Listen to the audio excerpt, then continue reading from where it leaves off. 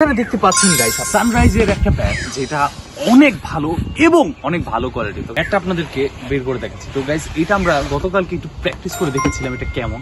তো গাইস ব্যাটের শেপ আপনি দেখতে পাচ্ছেন যে ব্যাটের স্টক লাইনগুলো পুরোপুরি সোজাভাবেই আছে, আর স্টক লাইন যতটা আছে এবং কতটা কমফোর্টেবল আপনারা এটা ব্যবহার করার পর এইটার ইউজ করার জন্য সবচেয়ে বেশি কমফোর্টেবল তাদের জন্য।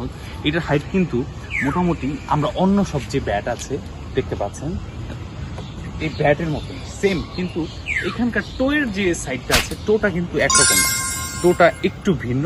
আর ব্যাটের আপনার পারফরমেন্স লেভেল অনেক দারুণ।